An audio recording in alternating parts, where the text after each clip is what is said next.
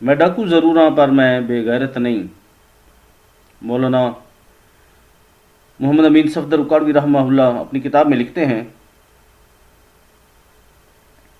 کہ وہاڑی کے دور دراز کے کسی گاؤں سے مجھے ایک خط موصول ہوا جس میں لکھا تھا کہ حضرت، ہم آپ کا بیان سننا چاہتے ہیں سیرت النبی صلی اللہ علیہ وسلم کے موضوع پہ۔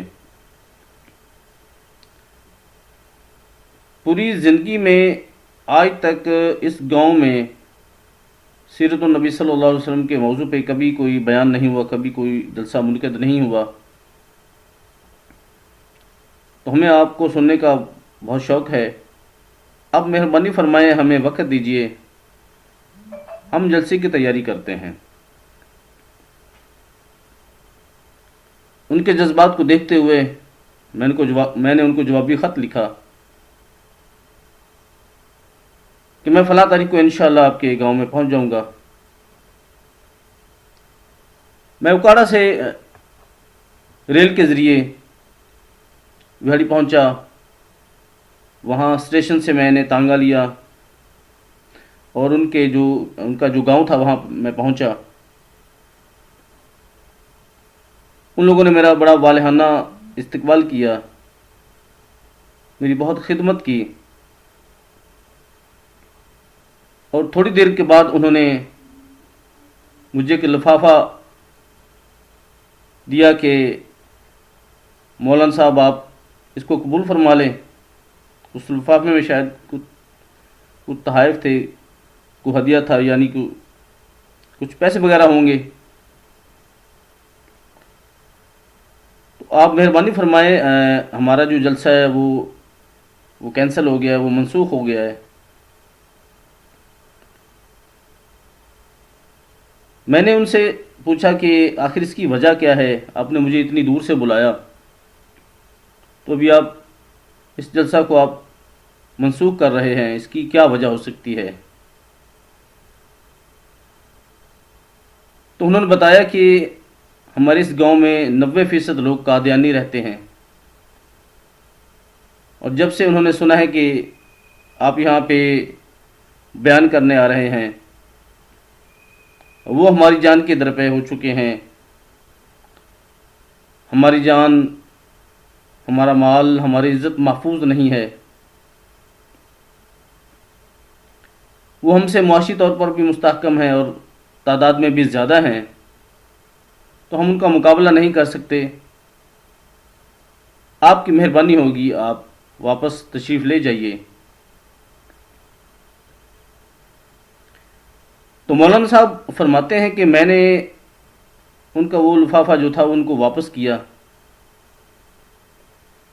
اور ان کو یہ کہا کہ اگر آپ کی اور میری بات ہوتی تو پھر تو کچھ سوچا جا سکتا تھا۔ اب یہ بات جو ہے آقا صلی اللہ علیہ وسلم کی عزت کی بات ہے، تو اس پہ کوئی سمجھوتا نہیں ہو سکتا۔ تو جلسہ انشاءاللہ ضرور ہوگا، بیان بھی ہوگا، سب کچھ ہوگا انشاءاللہ۔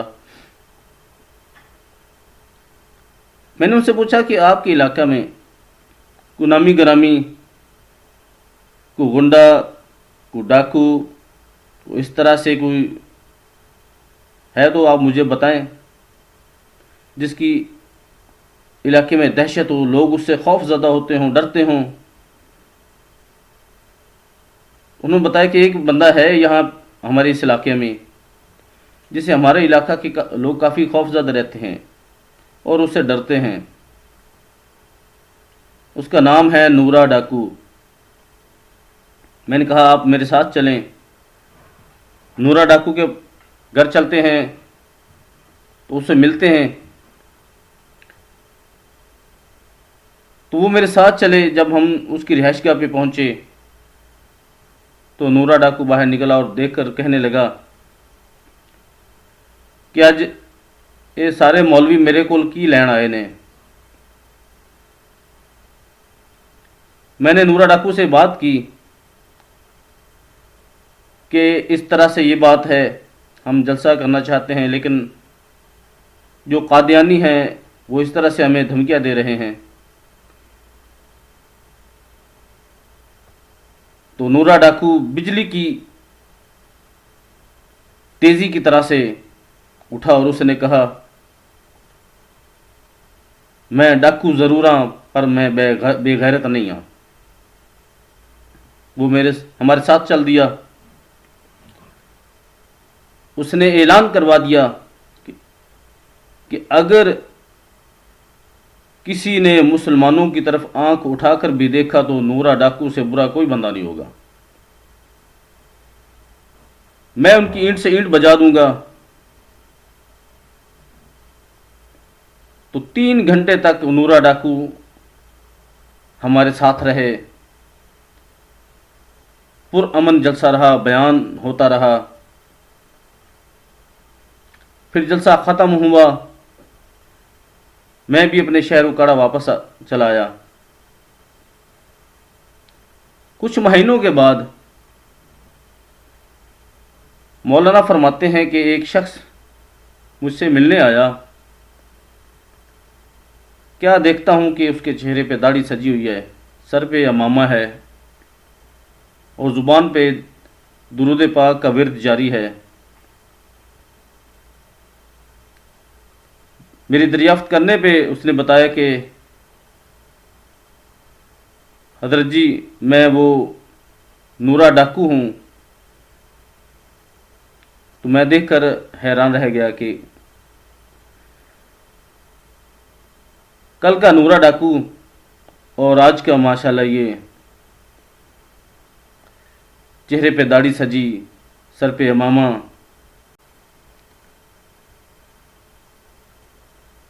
نورا ڈاکو نے بتایا کہ جب وہ جلسہ کے بعد گھر چلا گیا اور اس کی آنکھ لگ گئی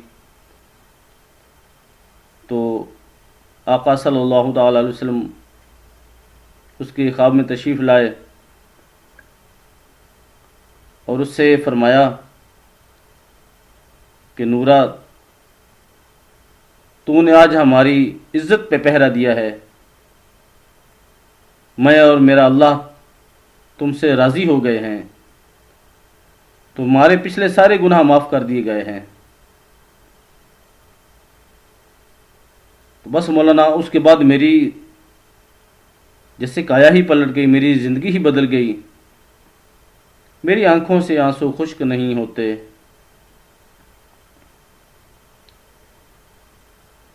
دوستو یہ تھا نورا ڈاکو. کہ محمد سے وفا تو نے تو ہم تیرے ہیں، کہ محمد سے وفا تو نے تو ہم تیرے ہیں. یہ جہاں چیز ہے کیا لہو قلم تیرے ہیں. بہت شکریہ. السلام علیکم ورحمۃ اللہ.